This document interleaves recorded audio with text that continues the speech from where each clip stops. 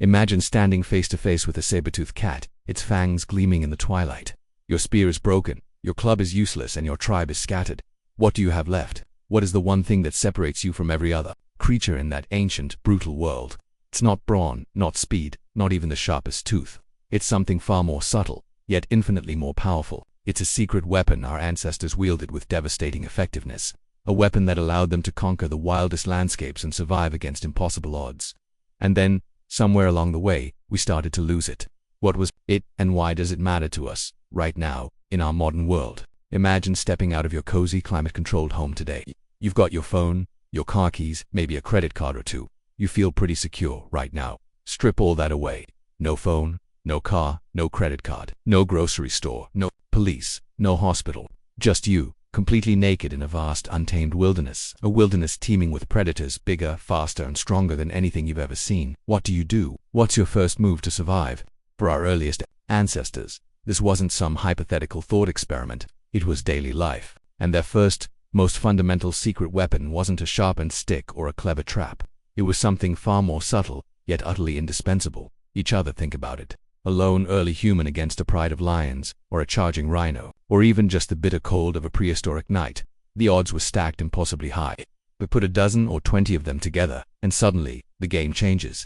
They could collectively spot danger, share the burden of finding food, and huddle together for warmth. This wasn't just about strength in numbers in a purely physical sense. It was about something deeper. It was about cooperation. We see echoes of this everywhere in the fossil record and in studies of modern hunter-gatherer societies. A successful hunt meant meat for everyone, not just the strongest individual. A mother struggling to care for her offspring knew there were other women, other hands, to help. This wasn't charity, it was survival. If you didn't share, if you didn't cooperate, the entire group faltered, and with it, your own chances of making it to another sunrise. This fundamental reliance on community built an invisible shield around our ancestors. It meant that even the sick or injured had a chance to recover, rather than being immediately abandoned to the elements or predators. It meant that knowledge could be passed down, not just through direct imitation, but through teaching and collective memory. If one person discovered which berries were poisonous, that information could save countless lives. If another found a reliable water source, the entire group benefited. This wasn't just a nice idea. It was a matter of life and death, deeply ingrained in our very being. This wasn't some grand, conscious decision to be nice. It was raw, primal necessity. This isn't to say that prehistoric life was some utopian commune where everyone held hands and sang kumbaya. Far from it. There were undoubtedly conflicts, power struggles, and moments of incredible hardship. But beneath all that, the bedrock of their existence was an unshakable, often unconscious, understanding that their individual survival was inextricably linked to the survival of the group. Imagine a scenario. A small band of early humans is attempting to cross a treacherous river. One slips, spraining an ankle. What happens? In many other animal species, that individual would be left behind, a casualty of the harsh environment.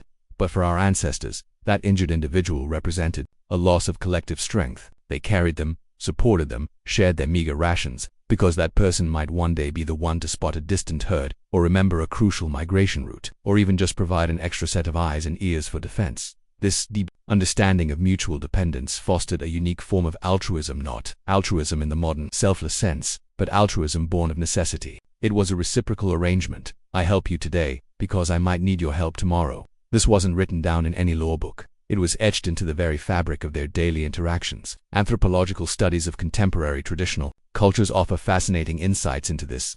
In many remote communities, food is still shared communally.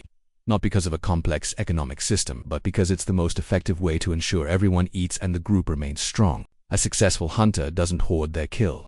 They distribute it, building social bonds and ensuring that when their own hunt fails, others will share with them. This wasn't just about food or physical protection. It extended to the very landscape of their minds.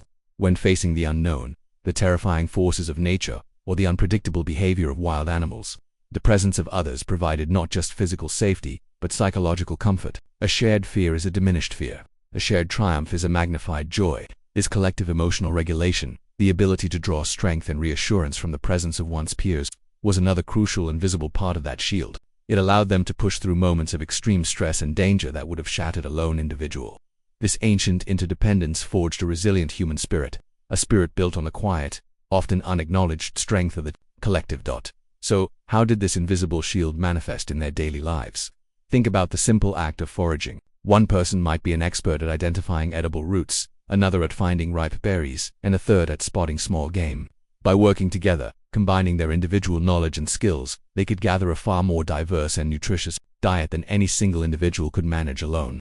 When it came to hunting larger animals, coordination was absolutely key. A group of individuals, communicating through gestures and rudimentary calls, could outwit a woolly mammoth or a giant deer, driving it into a trap or ambushing it with spears. This wasn't about brute force. It was about synchronized effort, where each person played a specific role that contributed to the success of the whole. Consider the construction of simple shelters or the maintenance of fires. These weren't one-person jobs. Building a wind, gathering firewood, or keeping a fire burning through the night required continuous effort and cooperation from multiple individuals. The division of labor, even in its most nascent forms, was a direct consequence of this reliance on the group. While one person might be tracking, another might be preparing tools, and another still caring for the young. This allowed for greater efficiency and specialization, which in turn increased the group's overall chances of survival. This wasn't a hierarchical system with bosses and subordinates. It was an organic, fluid arrangement based on immediate needs and individual capabilities, all serving the common goal of keeping the group alive, in essence. Our ancestors' first secret weapon wasn't a physical object you could hold or a skill you could easily quantify. It was the profound and unwavering understanding that together, they were stronger, smarter, and infinitely more resilient than they could ever be alone. This deep-seated communal instinct, this invisible shield of mutual dependence and cooperation, laid the very foundation for everything that came next in human evolution. It allowed them to weather countless storms, both literal and metaphorical, and ultimately, to become the dominant species on the planet. Without this fundamental building block, without this inherent drive to rely on and protect one another, our species simply wouldn't exist. It was the primal glue that held them together, in a world constantly trying to tear them apart. If the first secret weapon of our ancestors was their ability to band together, the second was their incredible capacity to think differently. Imagine a hungry early human staring at a tough animal hide. Their teeth aren't sharp enough. Their nails are useless. Most animals would give up, or maybe gnaw at it futilely. But our ancestors, they looked around, saw a sharp rock, and thought, what if? That what if moment, that spark of abstract thought, was the genesis of innovation. It's what allowed them to move beyond instinct and reaction, to actively manipulate their environment, and to ultimately shape the world around them. This wasn't just about picking up a stick. It was about seeing the potential in the stick as a lever, a digging tool, a weapon. It was about taking a raw material and envisioning something entirely new. The earliest stone tools, as simple as they seem to us today, represent a monumental leap in cognitive ability. It required foresight planning to make the tool, motor skills knapping the stone precisely, and an understanding of cause and effect, knowing that striking the stone in a certain way would create a sharp edge. This wasn't learned overnight. It was a process of trial and error, observation, and shared knowledge across generations. Every crude hand axe wasn't just a piece of rock. It was a testament to a mind capable of abstract thought, a mind that could see beyond the immediate and conceive of a solution that didn't yet exist. This fundamental ability to innovate allowed our ancestors to unlock resources that were previously unattainable. They could cut meat from bones, skin animals for warmth, dig for roots, and later craft projectiles to hunt from a distance. Think about the energy saved, the new food sources opened up, the protection gained from the elements. This wasn't just about making life easier. It was about making life possible in environments that would otherwise have been too harsh to sustain them. This inventive spark, this drive to solve problems with new approaches and new tools, became a relentless engine of progress, setting humans on a trajectory entirely separate from every other species on the planet. The beauty of this innovative spirit wasn't just in the creation of physical tools. It was in the development of mental frameworks. As our ancestors observed patterns in nature, the migration of animals, the cycles of seasons, the behavior of plants, they began to build mental models of their world. This led to an understanding of cause and effect that went far beyond simple reaction. They learned that certain plants grew in certain areas, that animals followed particular paths, that the sun's position indicated the time of day. This wasn't just passive observation.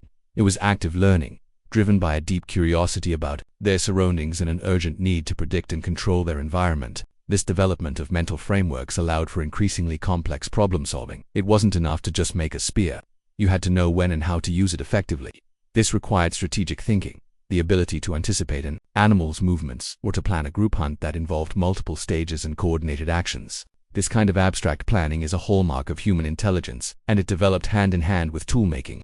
The tools themselves became extensions of their minds, allowing them to exert greater influence over their world. Imagine the cognitive leap required to design a trap, for instance. It involves understanding animal behavior, mechanics, and the patience to wait for the outcome. And it wasn't just about hunting and gathering.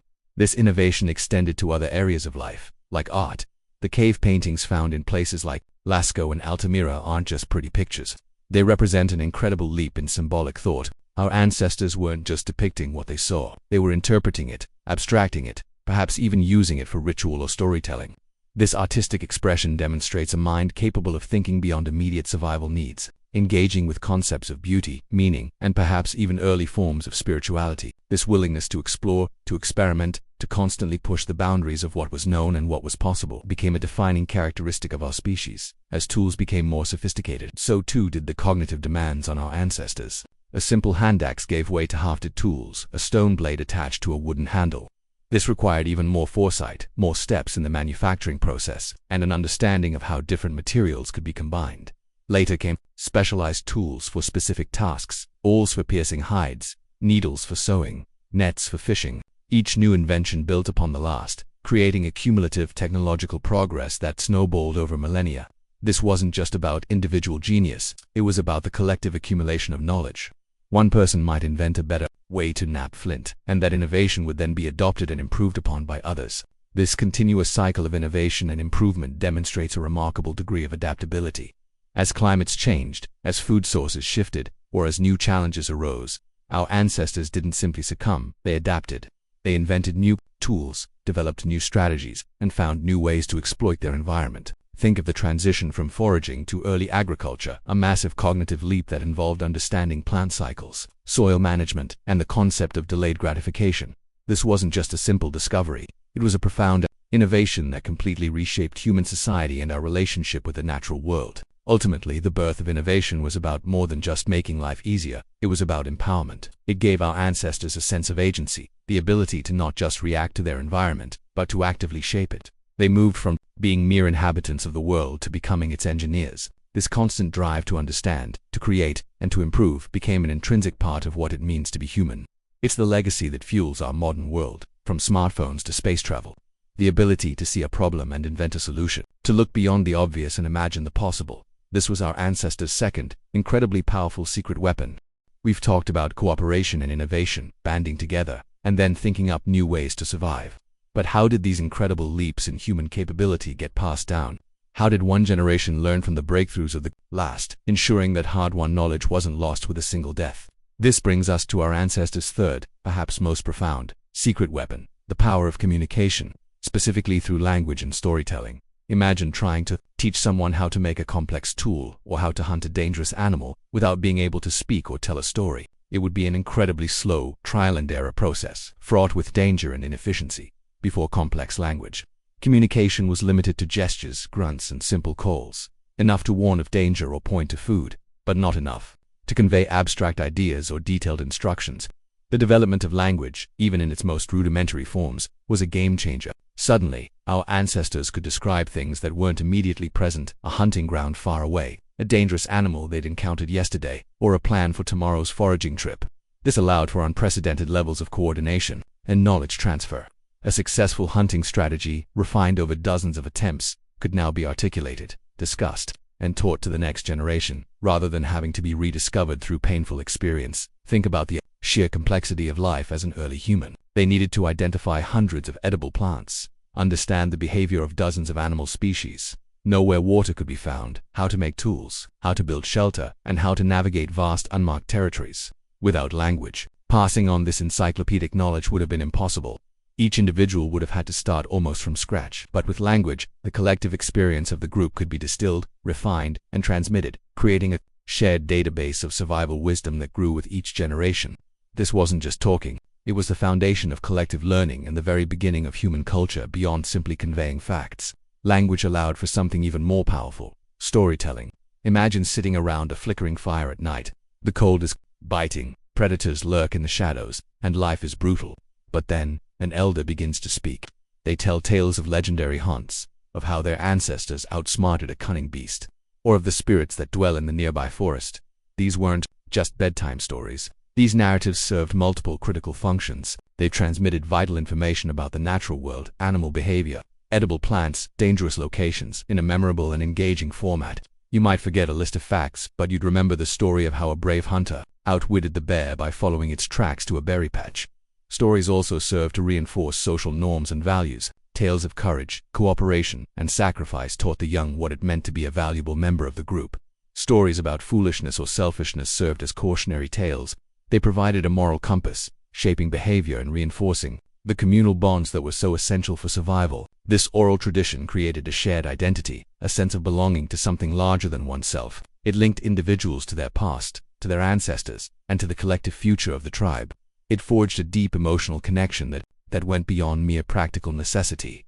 Furthermore, storytelling was a powerful tool for emotional regulation and coping with the harsh realities of prehistoric life. In a world full of fear, uncertainty, and loss, stories provided a way to process trauma, celebrate triumphs, and find meaning in existence. They offered comfort, hope, and a sense of continuity. A story about a harsh winter endured by ancestors could give courage to those facing a similar struggle. The act of sharing these narratives, listening and participating, fostered empathy and strengthened the psychological resilience of the entire group. It was an ancient form of therapy, community building, and education all rolled into one. As language and storytelling evolved, they became the primary engine for accelerating human progress. The ability to articulate complex ideas allowed for more sophisticated planning, not just for the next hunt, but for migration routes into tribal relations and the development of rudimentary trade networks. They could coordinate larger groups for more ambitious tasks, like building more complex structures or engaging in larger-scale resource exploitation. This elevated communication moved our ancestors beyond simple survival to genuine societal development. Consider the impact on innovation itself. While we discussed individual ingenuity, language allowed for the rapid spread and refinement of new ideas. Someone might invent a new tool, but through a descriptive language, others could quickly understand its function, replicate it, and even suggest improvements. It created a feedback loop of shared knowledge that dramatically sped up technological advancement. Imagine trying to explain the intricate process of knapping a particular type of stone to achieve a specific blade shape without words. Almost impossible. But with verbal instruction and explanation, skills could be transferred much more efficiently. Ultimately, the storytelling edge was about the ability to create and transmit shared realities. Humans could now build collective understandings of their world, their history, and their place within it. They could plan for futures that extended beyond immediate needs, develop abstract concepts like spirituality and morality, and create a rich cultural tapestry that bound them together. This wasn't just about making sounds. It was about forging meaning, building identity, and creating the very bedrock of what we understand as human civilization. This capacity for complex language and narrative became the ultimate amplifier for all our other secret weapons, allowing cooperation to flourish and innovation to spread, truly making our ancestors the masters of their world. We've explored the incredible secret weapons that allowed our ancestors to not just survive, but to thrive. Their profound capacity for cooperation, their relentless drive for innovation, and their unparalleled mastery of language and storytelling. These weren't just convenient traits. They were the very bedrock of our species' success. But here's the unsettling question. Are we, in our hypermodern, technologically advanced world, slowly but surely losing these very strengths? The echoes of these primal advantages are fading, and it's happening in ways we often don't even notice. Think about cooperation. Our ancestors' lives depended on sharing and mutual support. Fast forward to today. We live in increasingly individualistic societies. We might be digitally connected to thousands of people, but how many truly rely on their immediate community for basic needs? We order food from apps, stream entertainment, and work remotely, often without ever directly interacting with our neighbors. The village elder who once passed down wisdom has been replaced by Google. The communal hunt, where everyone played a role, is now a solitary trip to a massive supermarket filled with anonymous shoppers. While this offers incredible convenience, it subtly erodes the muscle of genuine, tangible interdependence. This isn't to say we don't cooperate at all. We do, in massive, complex ways, building cities, running global economies, developing vaccines, but it's often a highly specialized, abstract form of cooperation, where individual contributions are tiny cogs in a giant, impersonal machine. The face-to-face intimate life-or-death cooperation that forged our ancestors' bonds is increasingly rare. When a crisis hits, like a natural disaster, you often see a surge of this primal community spirit, a brief reawakening of that ancient weapon. But once the immediate danger passes, we often retreat back into our isolated silos, surrounded by our individual conveniences, perhaps forgetting just how essential that basic human connection truly is. Now let's consider innovation. Our ancestors were driven by a raw need to solve problems, immediate, life-threatening problems. The what-if spark led to fire, tools, and shelter. What about us? We live in a world saturated with pre-made solutions. If something breaks, we buy a new one. If we need information, we don't have to figure it out. We just type a question into a search engine. We consume innovation far more than we create it, at least on an individual level. While we have brilliant minds pushing the boundaries of science and technology, the average person's daily life requires less and less personal ingenuity. This isn't a judgment on technology itself, which is a magnificent product of human innovation. The concern is the effect it has on our individual problem-solving muscles. When every answer is immediately available, when every task can be outsourced, are we losing the grit, the patience, and the creative frustration that fueled our ancestors' breakthroughs? The joy of building something with your hands, the satisfaction of figuring out a complex puzzle through sheer perseverance. These experiences are becoming less common in a world designed for instant gratification. The constant influx of new products and digital distractions can also foster a mindset of passive consumption rather than active creation. Think about the sheer amount of mental energy our ancestors dedicated to understanding their environment and inventing solutions. Every day was a challenge that required their full cognitive engagement. For many of us, our mental energy is increasingly spent navigating digital interfaces, consuming information, or performing repetitive tasks that require minimal creative thought. We have specialized, often incredibly complex jobs, but how much true, raw problem-solving do they demand from us on a daily basis, compared to the constant adaptive challenges faced by our prehistoric counterparts? Finally, let's address the fading echo of language and storytelling. Our ancestors used narrative to transmit knowledge, build culture, and connect emotionally. Today, communication is often reduced to fragmented texts, short social media posts, and soundbites. The nuanced, long-form storytelling that built shared realities is increasingly replaced by fleeting trends and viral moments. We communicate more, perhaps, but do we communicate better? Are we truly connecting on a deeper level or merely exchanging information in bursts? The ability to articulate complex ideas, to engage in nuanced debate, and to patiently listen to a long, winding story is being challenged by a culture of instant summaries and attention deficits. The shared narratives that once bound communities together are fracturing into countless niche echo chambers, each with its own truth. This makes it harder to build consensus, harder to empathize with different perspectives, and harder to forge a cohesive collective identity, all things that storytelling once effortlessly achieved. Furthermore, the very richness of language itself is being compressed. Slang, emojis, and abbreviations prioritize speed over depth. While efficient, this can strip away the subtle complexities, emotional resonance, and precise expression that full, robust language offers. Our ancestors honed their linguistic abilities to navigate a challenging world, to educate their young and to inspire their peers. If our communication becomes shallower, what does that mean for our capacity for deep thought, complex planning, and rich cultural transmission? The secret weapons of cooperation, innovation, and communication didn't just appear. They were forged and refined over millennia. The unsettling truth is, in our modern convenience, we risk letting these vital, evolutionary advantages atrophy. We've explored the profound abilities that defined our ancestors' survival, their inherent cooperation, their tireless innovation, and their powerful use of language and storytelling. We've also candidly looked at how these vital secret weapons might be diminishing in our hyper-connected yet often disconnected modern world. The good news: these aren't lost forever. They are etched into our very DNA, remnants of millions of years of evolution. The challenge and the opportunity lies in consciously choosing to reclaim them, to re-engage with the primal strengths that made us who we are. It's not about abandoning technology or returning to caves. It's about rediscovering a balance that enriches our lives and prepares us for future challenges. Let's start with reclaiming cooperation. This doesn't mean giving up your privacy or your individual pursuits. It means actively seeking out opportunities for genuine, reciprocal connection. Join a local community garden, volunteer for a cause you believe in, or simply make an effort to truly get to know your neighbors. Participate in a local sports league, a book club, or a hobby group where you can collaborate on a shared interest. These small acts of engagement build the micro-communities that our ancestors relied on, fostering a sense of belonging and mutual support. When you help someone move a couch or share a meal with a friend in need, you're not just performing a kind act. You're exercising an ancient muscle that strengthens your own resilience and that of your immediate circle. Crucially, it extends to supporting local businesses and initiatives, rather than always opting for the most convenient, anonymous online option. When you know the person who runs the coffee shop or the small bookstore, you're building a tangible connection that contributes to the fabric of your local community.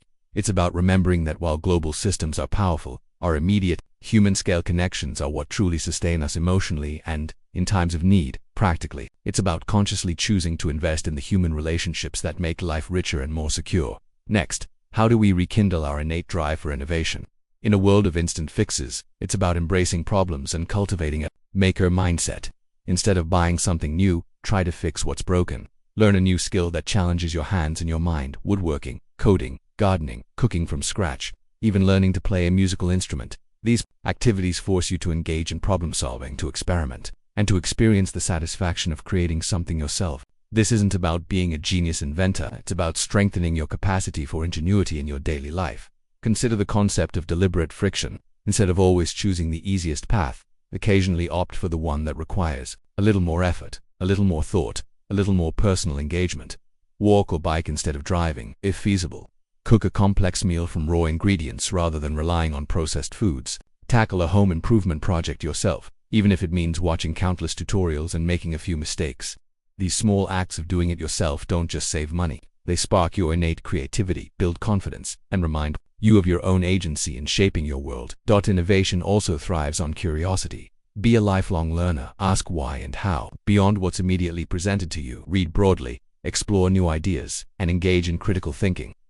The world is full of fascinating problems waiting for solutions, both big and small. By cultivating a mindset of active inquiry and a willingness to get your hands dirty literally or metaphorically, you tap into the same innovative spirit that led our ancestors to conquer incredible challenges and lay the groundwork for modern civilization. Finally, let's talk about revitalizing language and storytelling. This is about more than just avoiding social media shorthand.